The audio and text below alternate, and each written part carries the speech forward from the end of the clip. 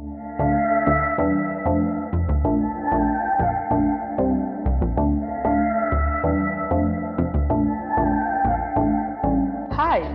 welcome to Jazz avec moi, the podcast where we'll talk about everything from life, career, and entrepreneurship from a TCK perspective. My name is Michaela Mutoni, and I will be your host.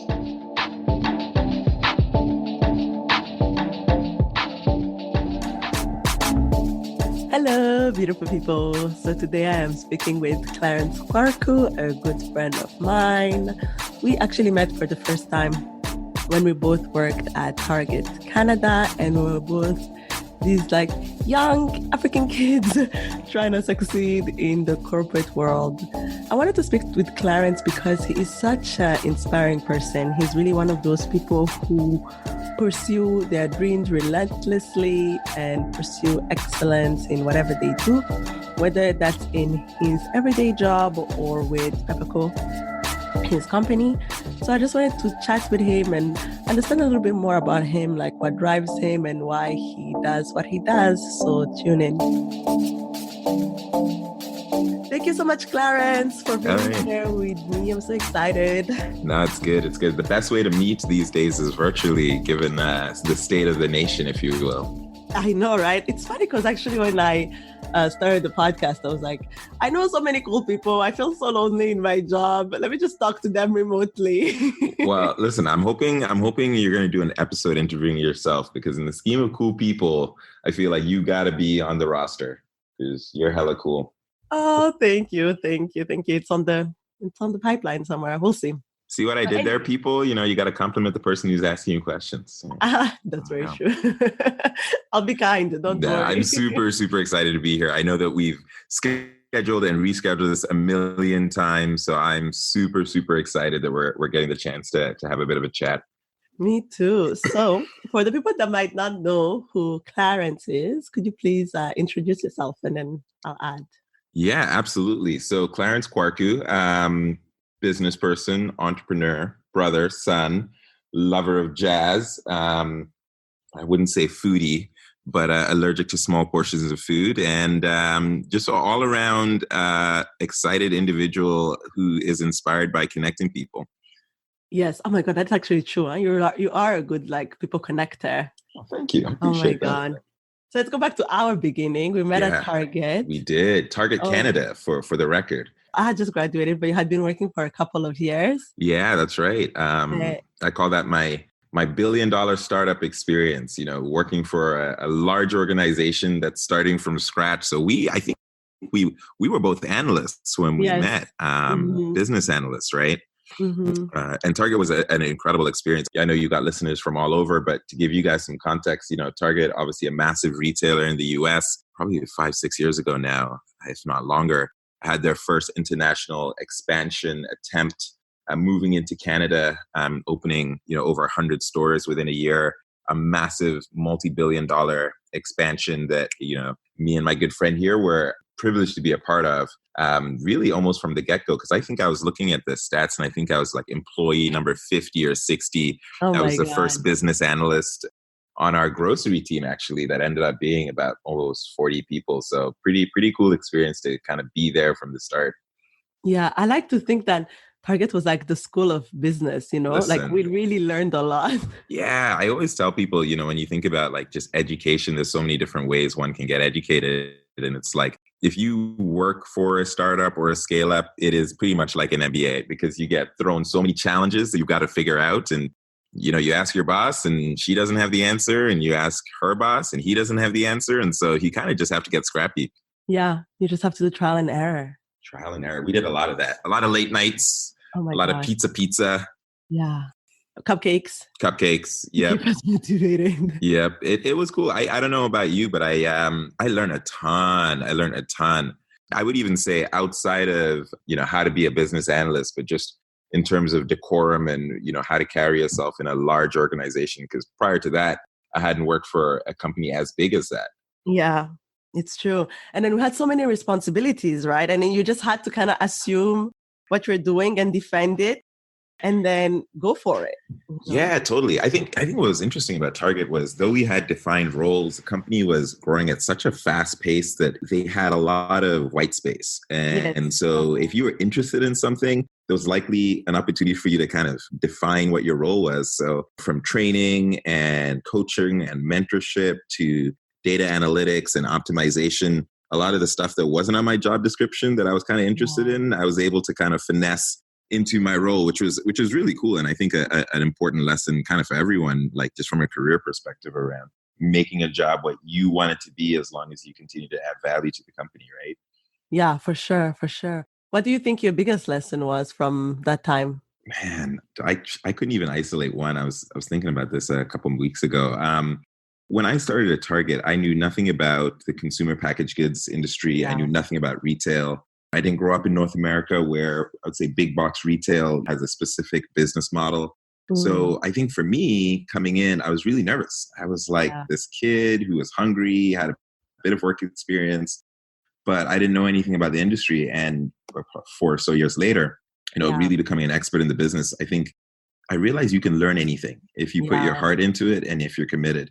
Um, I think the other thing was really just the power of teams. So, when you've got over 100 analysts, sort of say 3 to 5 years out of university, who are all trying to figure it out together, when you experience challenging situations with a group of individuals and you can get through it together, it creates incredible bonds. Hence the reason we're still talking. So I think that's another thing that resonates. Yeah. And then I guess, and not to spoil the story, but Target ended up making a decision to pull out of the Canadian marketplace. That was interesting because it had a different impact for everybody. Some people were Yeah. happy, some people were scared, others were sad. For me personally, I think it helped me to realize you should never be defined by what you do. You should be defined by Yes. who you are. And so figuring out how do you put effort and energy into the job that you have, but not allow it to define who you are, because without it, you can lose a sense of self. So those are kind of a couple of things that resonated for me. What about you? So many good things. The first one is I realized how smart I was. And you And I were don't. smart. Listen, I wouldn't. I'm just going to interject because I can't remember how many times I came over to your desk and I was like, "So listen, this is due in an hour." But go ahead. Oh, thanks. No, but yeah, I mean, I always feel weird saying that. I think I'm like getting comfortable saying that. But it was one of those moments I was like, wait, I can do this. Especially because graduating from my undergrad, like you, right? Like me, I moved to Montreal just for school. So when I was at McGill, like in school, it was kind of hard to adjust a little bit. And I was like, what am I doing in this world? Am I going to fit in and stuff? But because, like you said, Target just gave you the opportunity to just go for it. If you have an idea, just execute it, just try things, be able to react under pressure. I was like, oh, wait, I'm smart. I can do Right. this. So for me, it was huge validation. I can be here and I can succeed, even though, as you know, succeeding was hard at Target. Like it was the Right. little win because you would win Right. one day and then there's a fire the next day. True, true, true. I think it also depends on how you define success, because I think, it's those small wins kind of keep you going, right? And it's like, if Yeah. you are better than you were yesterday, if you learned something, if you apply it to the next day, irrespective of the result of the organization, you're kind of winning. Because I think Very true. speaking Yeah, to and it the, taught me that you're right because, like you say, you couldn't solve all the oh problems. my Like you goodness, just no had way. so many, so you had to be grateful for the problem that you solved now and kind of celebrate those small wins before you moved on the next hurdle. Because otherwise, you would just feel discouraged all the time. Yeah. And I learned how to be grateful for the teams as well and the connections that we made because it was truly a special moment. I think everybody that was there in that moment, it was like, yeah, we're a team. We just had to kind of make it happen. And you just got to do what you got to do and then help each other. Totally, totally. I think it's Yeah. one of those once in a career opportunities. Like you don't often get to start a multi-billion-dollar retail company Yes. that spans across various provinces, regions. It was really cool. It was really cool. But I do like, just to go back to one of the things you said, I do like what you said about just how you started to build confidence in yourself. I feel Yeah. like one win starts to snowball, and when you start to achieve things, you start to realize you can achieve things, which creates Yeah. inspiration to do more. It's just something people always ask me about. They're like, how did you get where you are? And I'm like, one win after another, and you get more bold, and you maybe apply for a job that you didn't think you're qualified and you get it. And then you do well at that job. And, I think that idea of being able to push yourself based on the momentum of small wins is really key. Yeah, for sure. And then after that, well, I left, right? I went to do my MBA. And then you switched jobs and went to do something else. I did. So I guess I want to share a funny story. So it's kind of like these natural disasters, and everyone's like, where were you when this happened? So I remember the day Target closed, I was driving into the office. And for a lot of folks who know me, I'm working on my punctuality. And so I was running late. And so I was in an Uber, and my dad called me. My parents live in Kenya. Yeah. He said, hey, listen, I heard it on the wire, on Reuters. I heard Target's closing. And around the time Target was closing, there was a lot of just questions and assumptions around its potential closure. So I said, Dad, what are you talking about? We're fine. I work for the company. And we had just done a big December sales push. So I was waiting for that big bonus. And I get into the lobby of the building, and there's a little bit of extra security, which isn't abnormal. We had Pepsi and a couple of other big companies there. And when their executives would come, there was extra security. So I get up the elevator. Yeah. The doors open, and it's the most insane scene. I've got people on my left who are crying. I've got people on my right who are laughing. I've got people who are working vigorously on their resumes. And so the news hit us all at once. The same news, but completely different reactions. And so as I went through that process and started to realize what was happening, I had to figure out how I wanted to react. And I think for me, it was really a time of pause. I took a little bit of time. I didn't do too much traveling. Really got back to just things I enjoy, working out, listening to music, writing my diary, talking to mentors. Well, I guess when I finished at Target, I basically had kind of two paths I could go at. I'd always dreamed of getting into branding and brand management. And so it applied to a lot of the Unilevers, Procter & Gamble's, and actually got some very good responses. Yeah. So I had the option of getting into consulting. So kind of that McKinsey, Bain, BCG world. And also had some options there. And so at the time I got an offer from Unilever, it was kind of my dream brand manager job. And through the process, I'd applied to a couple of other places. Yeah. And I didn't want to travel as much as the consulting world would have forced me to. And so I'd applied to a bit of an internal consulting role for General Mills, who makes Liberté yogurt and Pillsbury and all sorts of amazing products, Cheerios. And so I had one offer on the table, and I had another offer on the table. And it was a bit of a crossroads. And I really thought, this branding thing's always been interesting to me, but I wonder if I could push myself. I wonder if I could do something completely out of my comfort zone. So, when Target finished, I ended up taking a role for General Mills, leading their global shared services for Canada. An amazing experience working with teams in India and really all around the world to kind of use technology, people, and process to solve problems. And so did that for a few years and loved it. But I think what's interesting is at the time I was at Target, I didn't think I was qualified for a role like that. And it took the company closing for me to have the guts to say, all right, well, not even the guts, to force me to kind of push myself in a new direction. Yeah. And we always have those big turning moments where you're like, well, this is it, dude. We got to do what we got to do. Let's go. Mm-hmm. Yeah. And then I know that when you were at General Mills in that internal consulting job, is that when you decided, I've been thinking about doing my MBA for a long time. Let me go for it. Yeah. When did you finally decide this should be one of the next steps I should take? Because I know we had spoken about it a lot. Yeah, the MBA is an interesting one.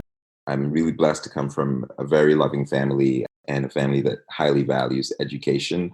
Growing up as an African, a lot of parents really force education down your throat. I was blessed enough to have parents who are pretty cosmopolitan and open-minded. My dad has an MBA. My mom's got a master's in psychology. They both did that in Manchester. And so growing up, I'd always loved business. I'd always liked the idea of creation. I always thought entrepreneurship was kind of like magic. You kind of take a concept or an idea and it's in your head and you make it a reality. I always knew I wanted to do an MBA. I had always thought about doing it. I just hadn't figured out when or where. And I think when Target closed, one of the things that I realized was, we had over 100 analysts, pretty much doing the same role, but in different areas and at different levels of seniority. And we all flooded the marketplace. So my resume looked just like everyone else's resume. Business analyst, doing strategic analysis, graphs, et cetera, et cetera. And so I really wanted to make sure, though I did get a good job after Target closed, I wanted to make sure I was always in a position to be dangerous when it came to getting roles or applying for different things. But beyond that, and I'm happy to talk about my background a little bit in a Yeah. moment. But having not grown up in Canada and only moving here for university, I didn't have a huge network. So a lot of the Africans will know, back home is, hey, who's your father? Who do you know? And this old guy or that person. And so what's interesting is, I think in many communities, your ability to strive and move forward is predicated on your network. And I didn't have a strong network. And so when I graduated university, I was able to get jobs. When Target closed, I realized my network wasn't broad enough that I could make a phone call and say, hey, I'm looking for a job. And as you know, a lot of the jobs out there are not posted online. So I had to go the online route. I had to network, and it was a lot of hard work. And so I said, if I'm ever in this position again, I want to build equity and build relationships that I can make a phone call and make sure I can connect the dots. And so I think the combination of wanting to be employable going forward, the inspiration from my parents who've worked incredibly hard coming out of educated backgrounds, and this idea that I want to continue to learn and strive, but then also the last piece around building a strong network in a country that I'm not originally from, were kind of the three factors. And, what was really fantastic about General Mills, I reported to one of our global directors who was very metropolitan. He's traveled a lot, and he really believed in this idea of less a work-life balance, just life balance, right? And this idea that work is part of life and life is part of work. And so, I told him about this program. It was kind of an executive program. It was 1 year full-time MBA while doing full-time work. And instead of 2 years, it's only 1 year. So it was incredibly intense, but I didn't want to take the opportunity cost of not making money. And so probably the hardest year of my life, I didn't sleep much, but I had the opportunity to do it. And so those are some of the drivers, but I also think being able to do it while working allowed me to use my job as a bit of a business case for the program. Yeah, true. And also, honestly, having gone the opposite route and taken 2 years off of work to do an MBA full Which time. I totally respect, by the way. It was rough, Clarence. Listen, the hustle is real. The hustle. Listen, I'll be texting you. You'd be like, listen, I got business cases to do, HBR. But we had different experiences. I'm curious to see, because, I think one of the things, the folks who did full-time work and full-time school, one of the things we always felt like is we didn't get that personal connection in terms of building really strong relationships, kind of going in, day out. Yeah. Teams. Did you feel like you built some strong connections that are lifelong? Yeah, for sure. Definitely. I do have a few friends that I know that we will be friends for a long time. And I know if I need anything, I can call them and they will just drop everything. They will help me out. I believe everybody has their path, and I guess that was my path. But I think what I respect about doing the full-time work, full-time MBA is, yes, I guess you don't get to enjoy the MBA experience that much, but you're still working, right? So I guess from a financial perspective, it's so much better for you. But also, I feel like then your network is local. True. You did your MBA in Ontario, and so everybody is in Toronto or and the surroundings. So your network is local because part of doing your MBA, that's your network, right? Whereas I did my MBA in the US, which was amazing, but now all of my network is in the US. Right. So when I came back in Canada, I kind of had to restart and rebuild.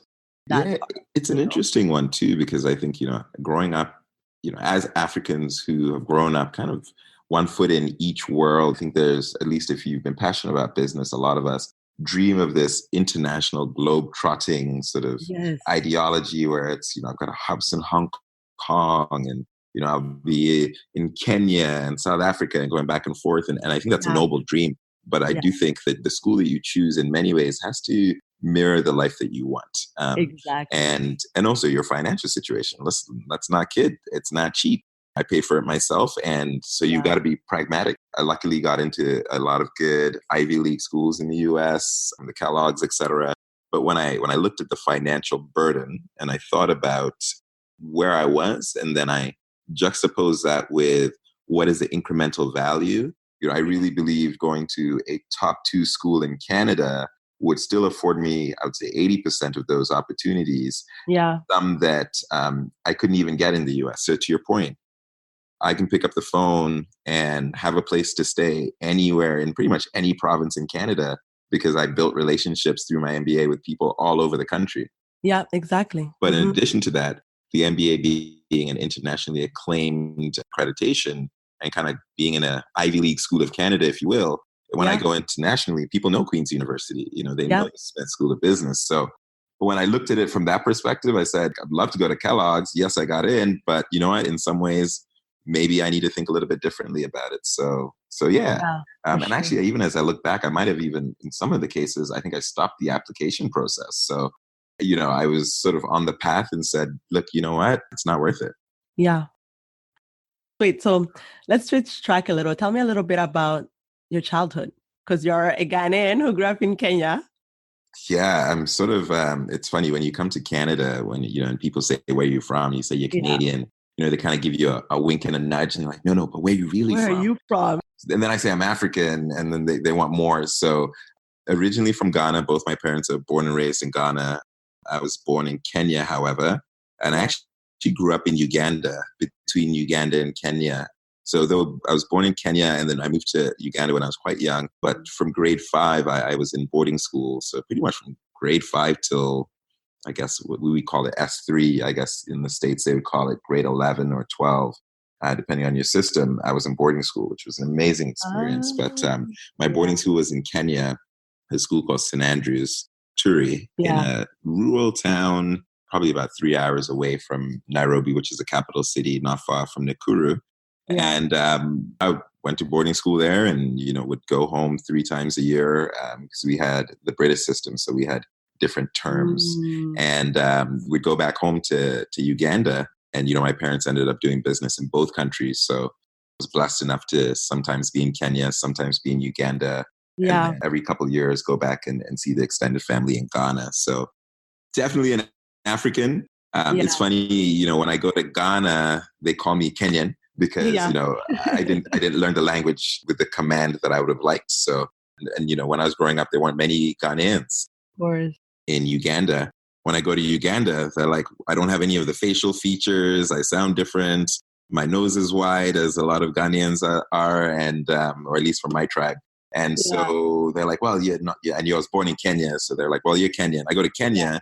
They're like, you're Ugandan because you didn't really live here. So oh no. when I eventually came to Canada and ended up migrating, this felt like home because, you know, finally no one was like, well, you're not from here. You're not from here. So I'm Ghanaian, Kenyan, Ugandan, living in Canada and a naturalized Canadian, I suppose.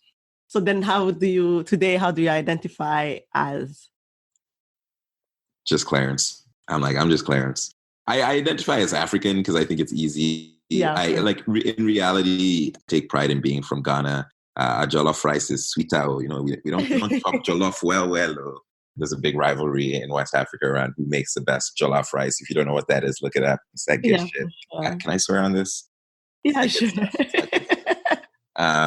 But I'm Ghanaian. You know, I grew up in the culture. I think, sometimes when you think about where you're from, it's kind of where it is your hard to identify. And I think I've got pieces of all those different places in me. Yeah, of course. But in reality, you know, I grew up eating the food, grew up in the culture. Both my parents are very proud Ghanaians who were able to kind of make a name for themselves in East Africa, which was really tough at the time. So definitely a lot of pride in being Ghanaian. Yeah, for sure. Your parents are entrepreneurs, right? Yeah. So my dad's an entrepreneur in the radio and television, I suppose, media business in East Africa. My mom's an acclaimed psychologist. And so I always say I grew up kind of messed up because a psychologist and an entrepreneur, very different perspectives, but, you know, incredibly loving, super, super hardworking. My mom's also an entrepreneur, actually. So my parents they've done it all, from an IT business to an ad agency to radio to television to clothing stores, anything to kind of really ensure that we were the most aptly provided for. So yeah, that's a lot of where I get my drive. Yeah, my next question was like, how has that influenced the way that you look at your life and your career right now? Yeah, I think, you know, when you see people work so hard for you, you almost have no choice but to reciprocate it, right? So, you know, I think, you know, oftentimes as Africans or even any immigrants who come to the West in inverted Yeah. commas for school, you get to talk, right? Yeah. So don't get anyone pregnant. Don't do drugs. Don't come back with no money or else you're not coming back at all. And, you get all those talks. But, for me, I didn't really need it because I was like, I'm ready to go. Yeah. It's such an opportunity. There's so many smart, intelligent, hardworking people all across the world who just need an opportunity. And it's not to say you can only get opportunities in the West, but let's be honest, coming to the West does give you a slew of opportunities. So Yeah, I for think sure. about my ability to be here is such a privilege. And for every one of me or you or any other listener there is who's in a position of privilege to have come to another country to study or to work, there's probably another million people who wish they had that opportunity. So in a 100%. combination of knowing where I came from and listen, the hustle was real, like Yeah. we didn't grow up in crazy opulence. My parents worked really hard for everything they had. So Mm-hmm. I think for me, it kind of instilled subconsciously a work ethic that's like you just got to get it done. And what's amazing was we were a pretty nuclear family. We didn't have cousins and aunts and uncles. Just a small amount of people in East Africa with us. So we didn't have that luxury of, oh, I'm going to go to the village. I'm going to depend on someone else. So everything they have, they built themselves. With the help of good friends and great employees and business partners for sure. But off the sweat of their backs. So I've always thought to myself, even coming to North America, I'm on my own and sacrifices were made. So I think it kind of just shapes how hard I work and how prudent I am with my finances and always planning to make sure that I'm self-sufficient. And then from a cultural exchange perspective, as you know, the idea of sending your parents to an old folks home, as an example, in our culture is very taboo. And that's no disrespect to anyone who does do that. But it's very much when you get old, I'm going to build a section of my house for you to stay in and you're coming to live with me. And so, though my parents haven't asked me to do that, that's in the back of my head. How can I make sure that I am successful enough that the hard work that they've put into me, I can make them proud by being able to give back in that way. So I think it's one of those things it shapes you subconsciously in the way you think about life and in terms of your outlook. Yeah, I feel really lucky to have been brought up with some of that humble thinking and that hard work ingrained. Yeah, and you do work so hard, Clarence. I can respect that a lot of us. Hustle's real. Always Listen, I watch me a lot of Netflix. I will still party, but I don't know. It's not work-life balance. It's just life balance, life right? balance. Too much of anything is not a good thing. Listen, if you eat ice cream all day, every day, it's not good. If you eat carrots all day, every day, it's not good. So I think you gotta listen. I mean, work hard, but don't be a slave to money. Someone once asked me the other day, "Are you working to live? Are you living to work?" And I think the answer is somewhere in the middle. Yeah, for sure. Another thing that I think I've learned from watching my parents, sort of like you did, is the way I think about it is if our parents were able to achieve what they did with what they had, right? Started really small and grew it into something. What can we do with what we had? Totally. I love that. I think there's so many times a lot of the friends I talk to, they're like, I ask them about their goals and they say, look, I just want to provide a better life than my parents provided me with. I remember being like, I don't know, I think I was probably like 10 or 12 and I got a bad grade. And, I remember my dad saying, every year I send you to school, that's a brand new Porsche. And like, it's true, international school fees, it's real.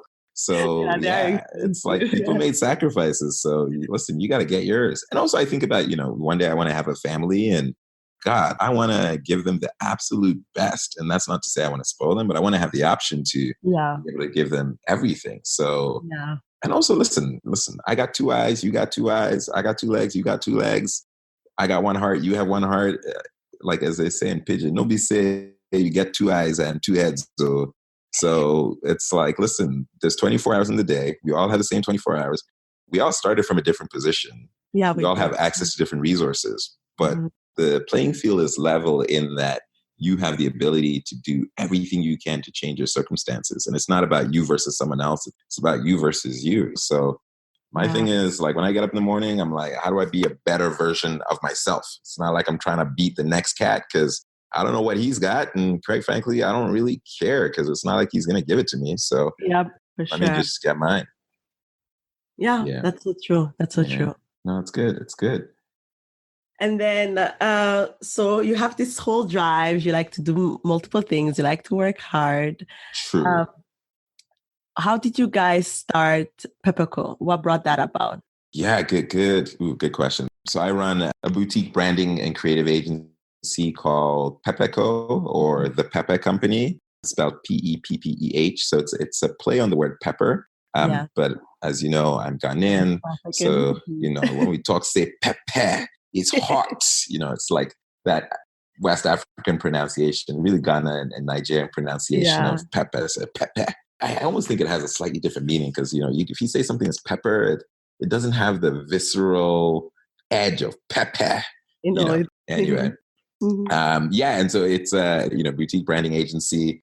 I guess I'll tell you a little bit about how it started and I'll tell you a bit about the name because I think that's important to understand who we are. So it's funny you asked me about my MBA. When you're doing full-time school and you're doing full-time work, you are busy. And the only way to do that is to cut out all the fat. So the TV shows and the hanging out for the sake of hanging out. And so I was very particular with my use of time and was able to kind of graduate and, within that 1 year. And what I learned was there's a lot of time of the day that gets wasted. And I think I was reading, I don't know, it was a quote from, I can't even remember who, but they basically said, we all have the same 24 hours in the day.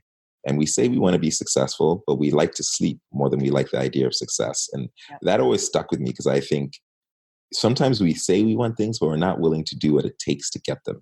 And so what I realized when I graduated, I was always doing my job. I just had extra time. So the time I wasn't doing my MBA, I was still working, but I just had a lot of time and started watching TV and just hanging out. And I'm like, this is not an effective use of time. So me and a really close friend and who's now a partner in the business, you start talking about this opportunity in the space of branding. And he's a creative director, award-winning, really acclaimed graphic designer as well. And he's a true creative through and through.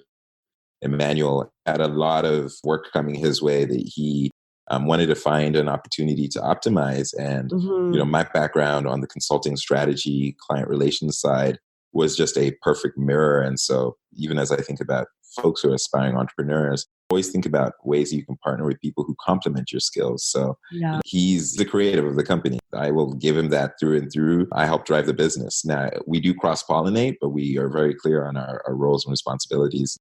The agency was born partially out of time that I optimized and the need to do something different.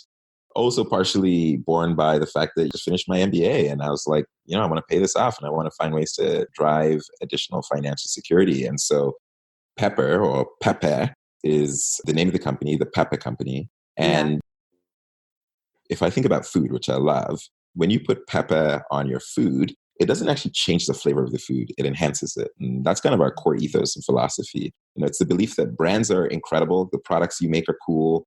You as an individual are awesome. And there's something about you that makes you great, different, and special. And so our job is to add Peppeh, and it's to enhance what makes you special and then share that with the world. So, a lot of companies will come in and say, well, you got to change your image. You got to change that. Oftentimes we come in and say, let's unpeel the onion and figure out truly what is that je ne sais quoi, that the key differentiating factor, and then highlight it to the world. So that's kind of the ethos, but the name of the company really came because, my business partner is Nigerian, I'm Ghanaian. We both came to Canada. And so you've kind of got that kind of trade between the West and the East, right? And when we think about, early trade routes, I think about the spice route, one of the first things was ever traded internationally back and forth consistently, spices, specifically pepper. And so there's this subliminal almost node or nod to that, because a lot of the business we do as a creative branding agency, though we do have clients in North America, it's about working with people on the continent and brands really globally and cross-pollinating across the board. So to date, a lot of our business has been on the continent, really global. But how do you take products and services and ideas from foreign places and help to introduce them to new markets? And I think branding can really be a tool to help to kind of level the playing field and drive communication that's universal. So, yeah, a little bit about the company in terms of why we started it and the premise, but it's been a ton of fun. And as any entrepreneur knows, it's got highs and lows, but I think you work through the lows and you live for the highs. Yeah. Oh my God. That's actually so inspiring. I didn't know that's how you started it. That's so cool. Because you don't call me enough. You don't call I me enough. know. I You don't know. want We to check both in on me. need I'm to putting do you on better. blast. I know. Listen, actually, so I'm going to come back to this. But when you were talking about life balance, I was listening to Jesus and Jollof, another podcast that I love. Great podcast. Great And podcast. they were talking about your portfolio of life, because it's a whole concept as well of life balance.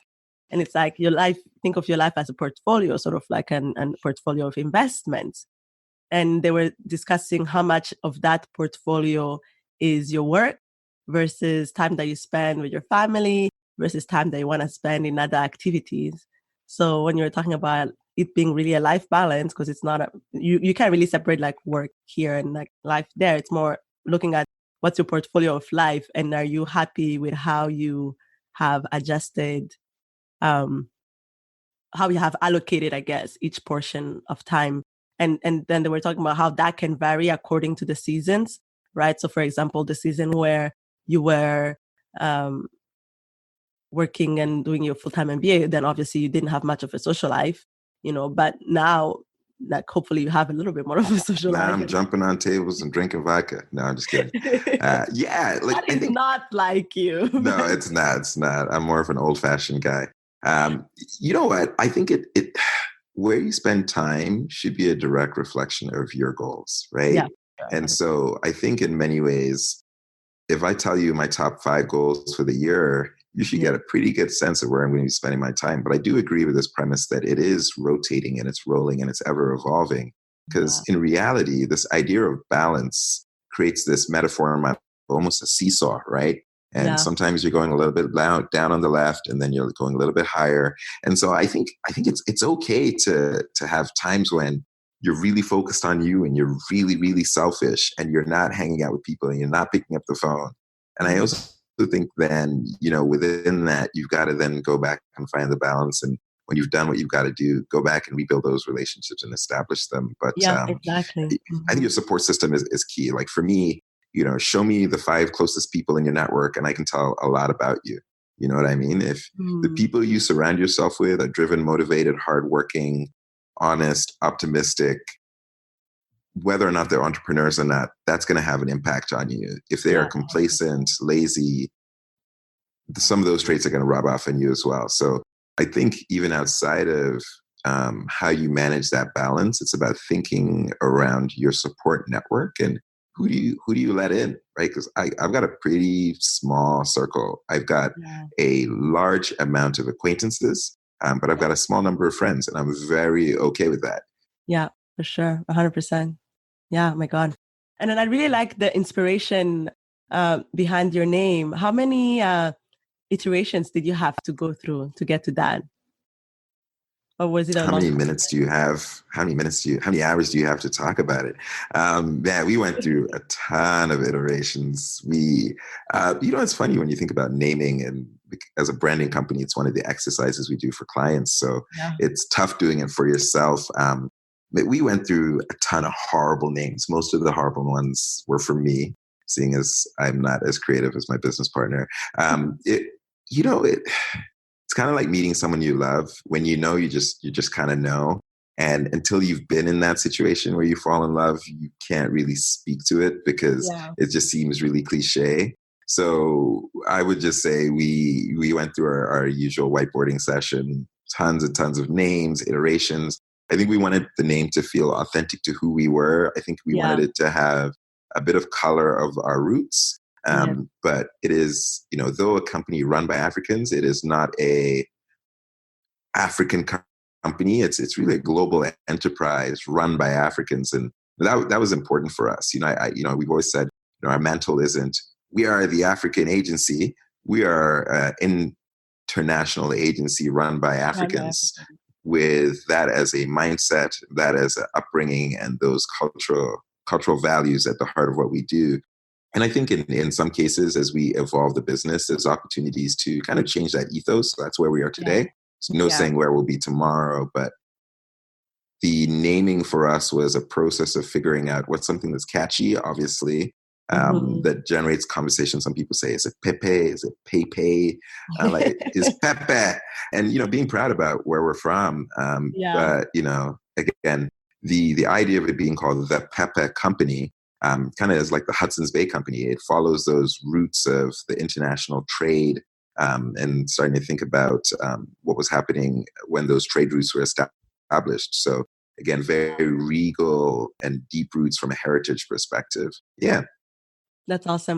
And especially, like you said, as you are a branding company, your name had to come correct, because it is a direct reflection of the work that you are proposing that you can do. Totally. You can be a branding company with listen, you got to come correct, right? You got a random name. Walk the walk, walk the talk, if you will, right? So www.peppeh.com. Don't worry, I'll put all the links. I'll put all the links after. Shameless plug. Shameless plug. I'm not even. It's funny, when I go to networking events or different things like that, and people say, "Hey, like, how can I help you?" I'm like, you can tell people about what I do. I think, and I'm a big believer in that. Like, as a young entrepreneur, do not feel shy about putting your name out there, and also reciprocate it back. Like, put other people on. Like, when I meet people, I want to follow you. I want to buy your product, because I think this society has I wouldn't even say this society. I'd say this time, there's a lot of talk in this era.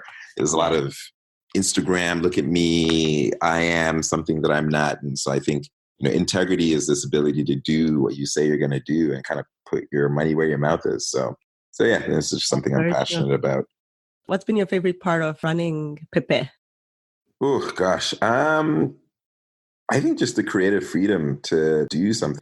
Our business is modular, and so we scale up and down based on the needs of our clients, and that includes a lot of outsourcing. And so on a day-to-day basis, I don't have to spend a lot of time on it. The team kind of gets it done more on the kind of strategy and founding side. But just seeing product come to life, an idea that was birthed in our offices, then on a billboard or out in a campaign, or end up inspiring a song that someone's singing.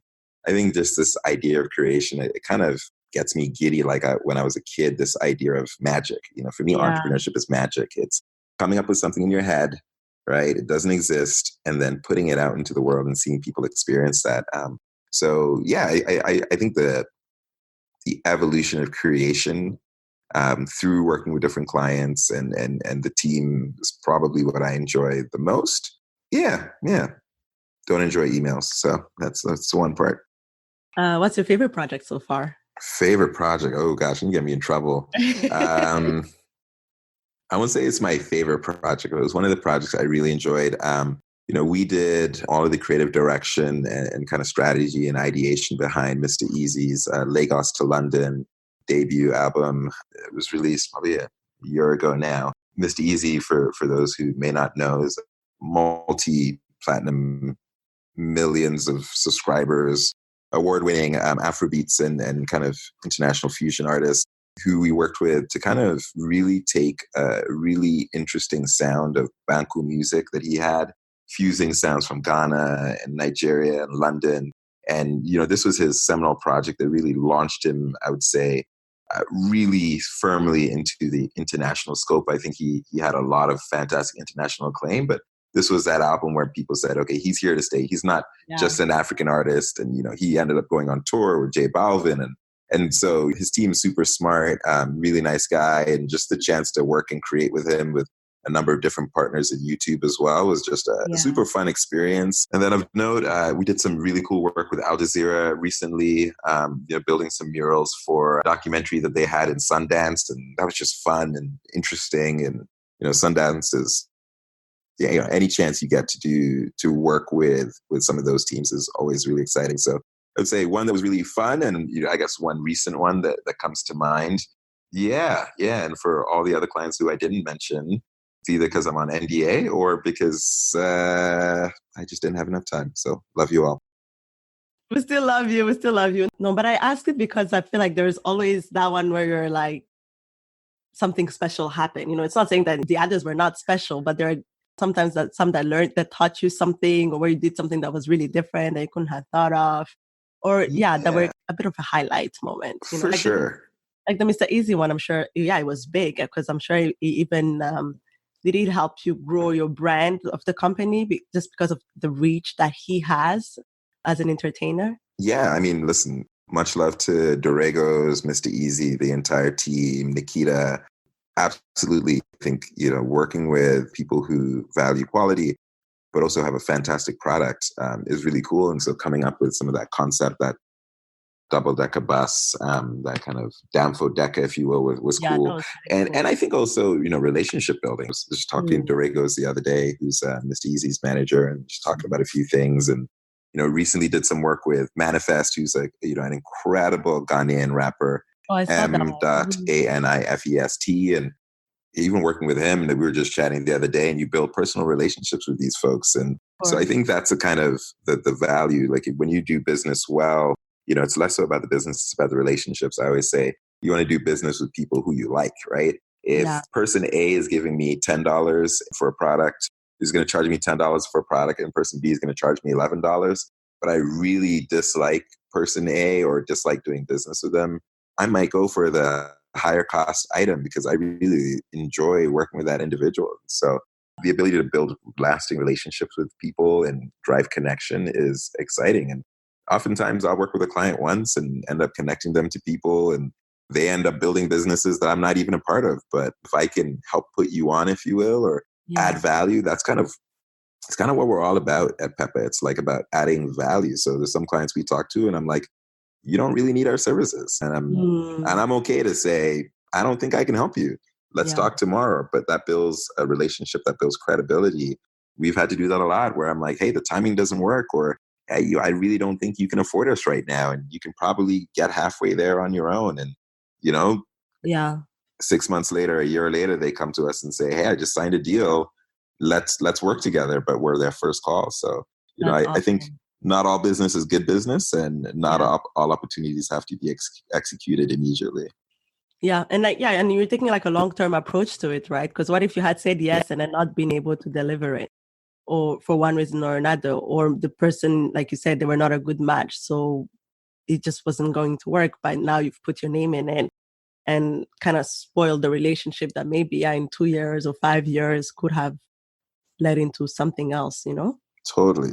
I think you have to have a long-term view of your business. I mean, I'm realistic in that you've got overhead, you've got bills, you've got things that you've got to take care of. But at the same time, don't service today at the expense of tomorrow.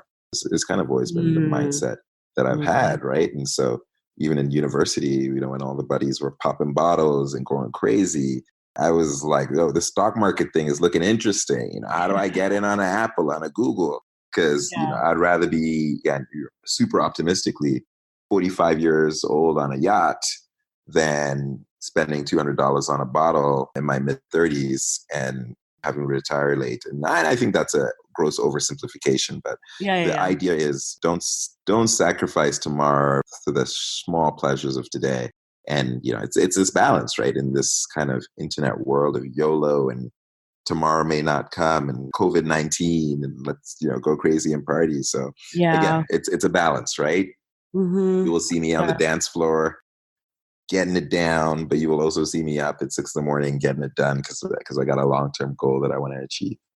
That's amazing. Yeah.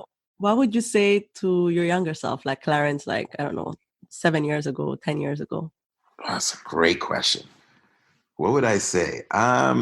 I would say take more risks. I think coming to Canada from Kenya and really wanting to make sure that I didn't mess up, I was super, super focused on school, which I think is incredibly important.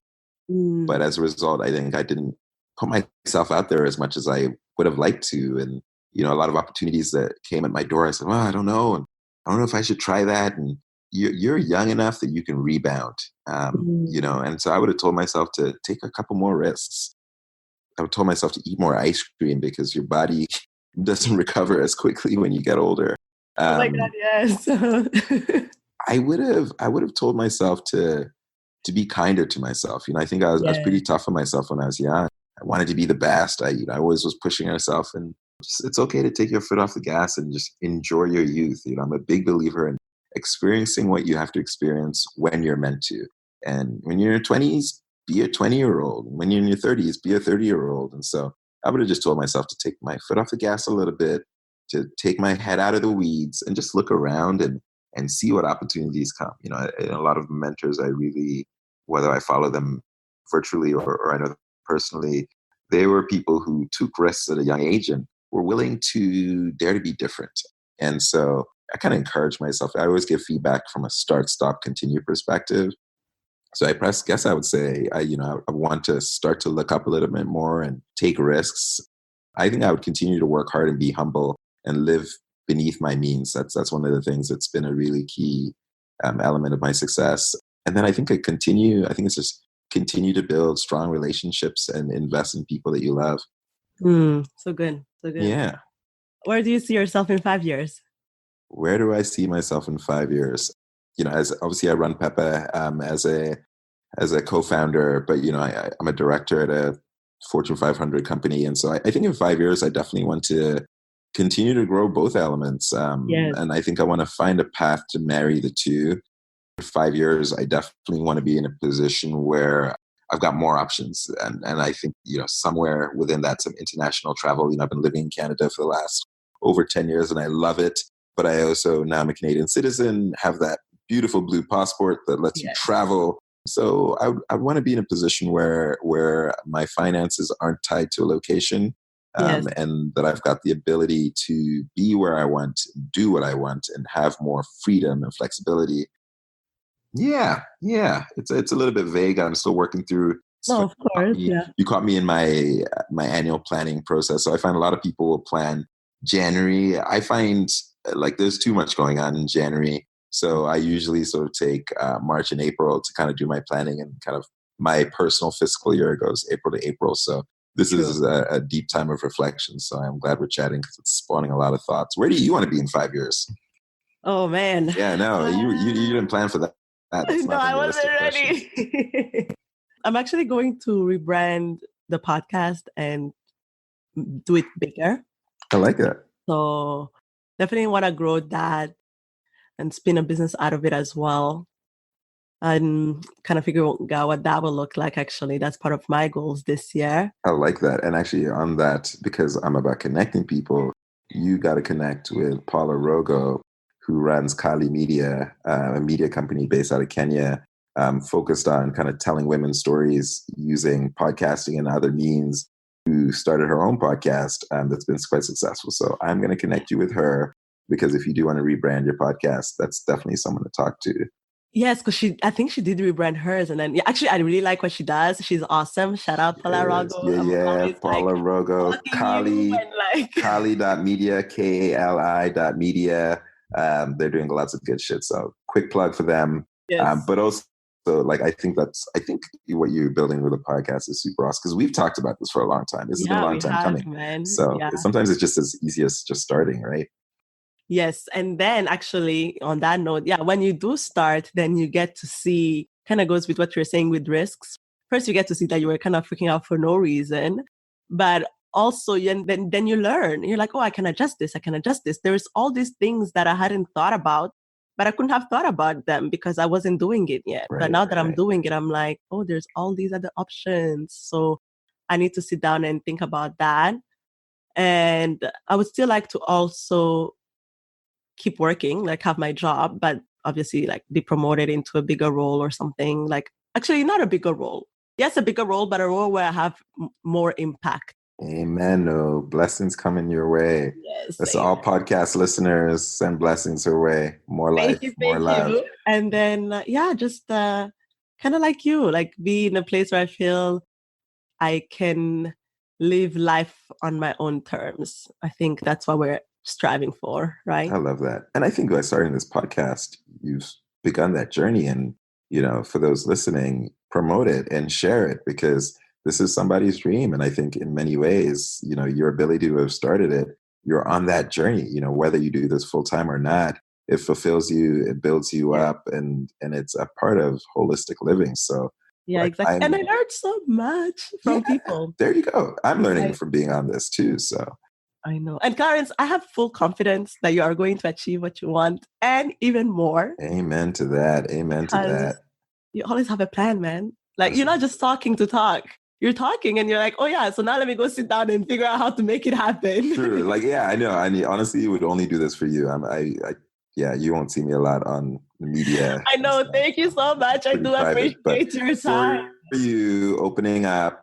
But yeah, I think like just, my thing for people is like, just pursue your dreams. Like, it's one of those things, how do I know if I should just start? Like, don't think about it. Just give something a shot. Like, what is the worst that can happen? I think sometimes we overestimate the worst case scenario, and We it's, do.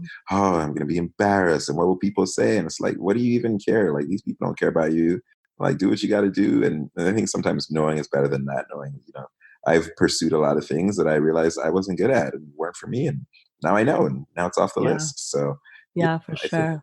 I think there's a matter of pragmatism in terms of how you approach things. But this idea of stepping out, like I think about this podcast, we talked about it for so long. I'm honored and privileged to be on it.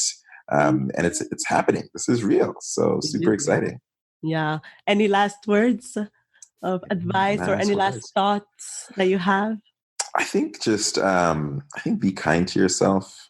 I think be kind to yourself is something I've been thinking a lot about, but also be the person to be the toughest on yourself. I think when it's coming from other people, sometimes we have negative reactions, but I think you got to know what you're capable of, and you got to push yourself to really see what you can do. And I think in so many ways, oftentimes I think we get complacent, and it's, oh, I didn't grow up with money, or I don't have access to this. And it's like, well, what do you have access to? Because we all have something at our disposal, and challenge yourself to kind of learn and grow and build. And that's kind of what I try to do. I think a lasting thought, a good mentor of mine once said to me, treat life like golf, not tennis. So tennis is a game where it's me versus you, right? If I hit the ball and you miss, I win, right? And my ability to succeed is predicated on your ability to lose. If you think about golf, though you are playing against other people, you're really playing against your own best score. And I think the key for me is waking up every day and trying to be the best version of yourself. Benchmarking based on you yesterday so you can achieve who you want to be tomorrow. So I really just try to play golf. And that for me is mind, body, and soul being a better version of myself, and being tough on myself when I'm lazy and I'm procrastinating, but being kind to myself when I've been working hard and putting in a lot of effort. So play golf, not tennis, people. That's kind of my thing. Yeah. Well, thanks for having me. Thank you so much, Clarence. Thank you for spending some time with me. I really appreciated it. And I'm sure our listeners are going to get so much insight from this conversation. I certainly hope so. What did you think of the conversation that you just heard? Don't hesitate to leave us comments on the Facebook group or on the website, jazavicmar.com. As the old adage goes, sharing is caring. So if you enjoyed it, please share it with your friends, like, and subscribe. Until next time, keep striving, keep thriving, and keep shining.